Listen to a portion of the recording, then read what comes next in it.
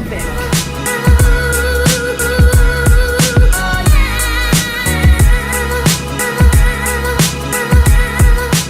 Welcome to the Blue Lagoon.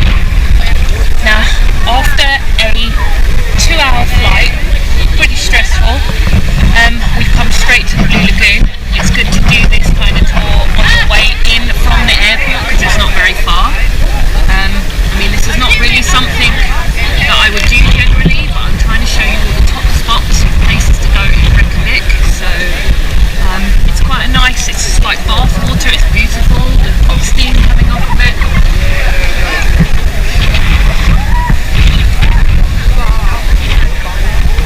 Now, I'm just going to point out I'm not enjoying this. I'm doing this for you.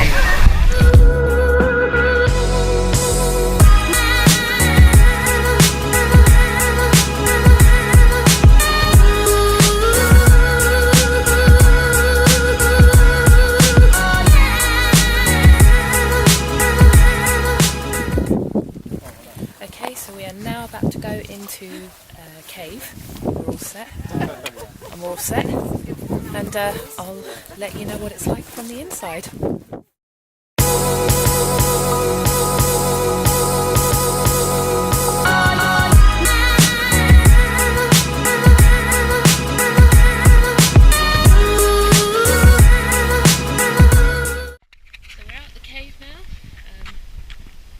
Good experience. You've definitely got to try caving, volcano caving in Iceland. Don't take a backpack. If you're claustrophobic, definitely don't do it. And what else do you need to know? That's it really. But be prepared to be on your hands and knees a lot because there are some pretty small spaces.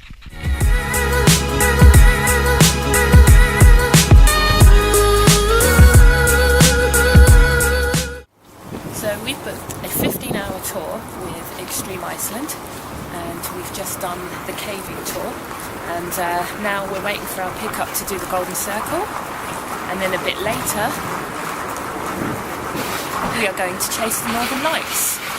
It's a pretty clear day, which is a good sign, so fingers crossed. We will see the Northern Lights tonight.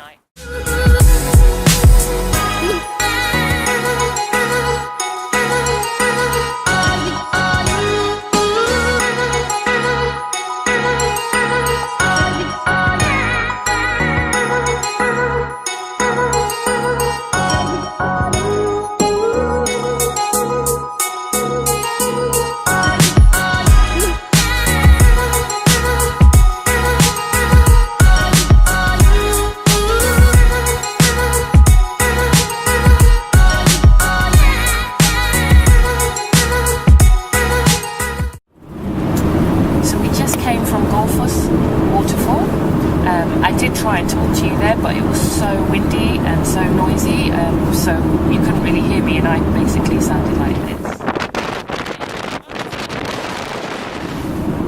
What I was trying to tell you is that the waterfall is phenomenal, you definitely have to come and see it, and I even tried to show you a little icy pebble that I found on the floor, but you couldn't hear me, so never mind, but definitely stick it on your list. You have to go there, it's incredible. It's very cold because you get the glacial winds, so wear everything you own and be fully prepared for very strong winds.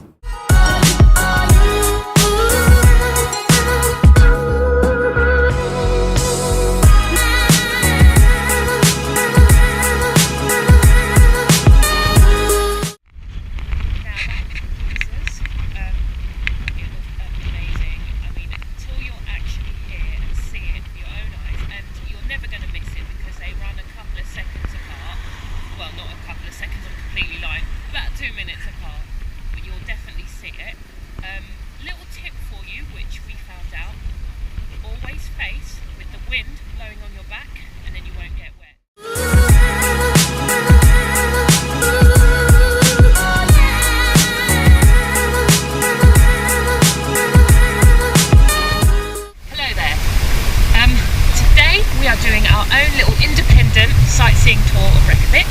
We had a really action-packed day yesterday, finishing up with the Northern Lights, which we actually saw a tiny little glimmer of light.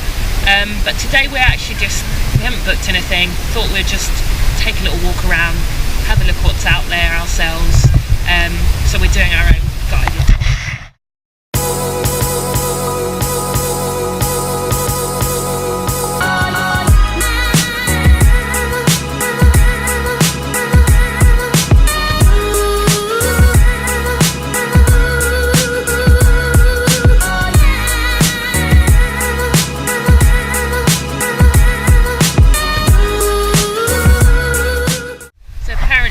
You can take film in the church, so I did. Don't have to ask me twice. Now it's free to go in, and it's worth going in to have a look. It's very modern looking actually, but you can actually pay a fee to go all the way up to that tower up there. We're not doing that today. There's a bit of a queue. I mean, it is Easter Sunday, so it's very popular today. But we're going to now probably head down to the harbour, because apparently it's really pretty there. Try and get some pictures, and then hopefully we'll try and get something to eat there, because I want to try some of the local food here, except puffin and whale. So that's really disturbing. They eat puffin and whale, and what's even upsetting about that is one of their biggest tours that they do here is whale watching.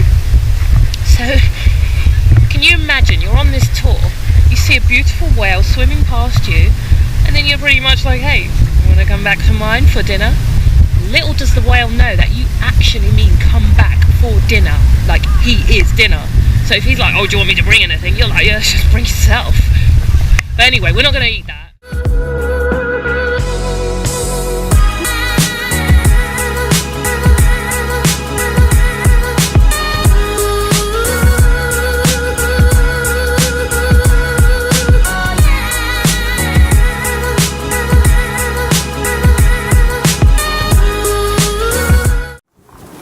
So I'm now at the harbour, and sadly my trip has pretty much come to an end.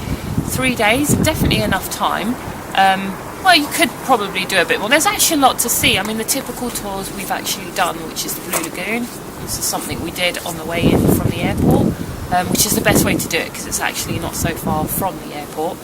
Then we've actually done all the Golden Circle, seen the geysers, the volcanoes, the craters.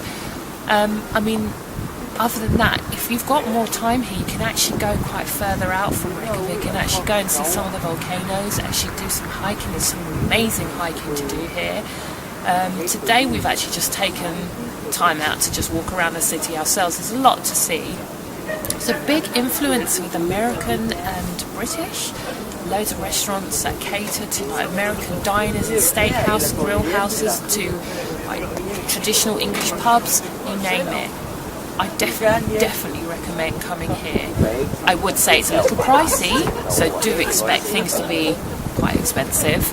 If you come up until about mid-April, from about November to mid-April, maybe not so much November, maybe I'd say December to mid-April, then the trip to do is Northern Lights.